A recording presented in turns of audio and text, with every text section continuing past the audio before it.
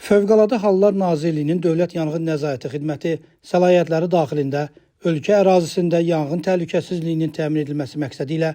zəruri tədbirlərin görülməsini davam etdirir. Bu çərçivədə Dövlət Yanğın Nəzarəti Xidməti tərəfindən Bakı şəhəri, Nəsimi rayonu, Mir Əsədullah Mirqasımov küçəsi 55 ünvanında yerləşən yaşayış binasının zirzəmisində fəaliyyət göstərən kosmetoloji vasitələrin satış anbarında keçirilən yoxlama zamanı yanğın təhlükəsizliyi sahəsində çoxsaylı nöqsanların mövcud olduğu, həmin nöqsanların insan həyatı və ya sağlamlığına, ətraf mühitə və dövlətin əmlak maraqlarına birbaşa təhlükə yaratdığı müəyyən edilib. Belə ki, obyektdə avtomatik yanğın xəbərverici siqnalizasiya qurğusu quraşdırılmayıb, elektrik təsərrüfatı, elektrik qurğularının quraşdırılması qaydalarının tələblərinə uyğun quraşdırılmayıb, o cümlədən elektrik təsərrüfatına profilaktik baxış keçirilərək kabel və naqillərin izolyasiyasının gərginliyə qarşı müqaviməti ölçülməyib, obyekt od söndürən balonlarla tam təmin olunmayıb, köçürmə yolları müxtəlif materiallarla tutulub və yanğın zamanı insanların təxliyə olunması üçün köçürmə planı tərtib olunmayıb, binanın zirzəmisində aparılan tikinti işləri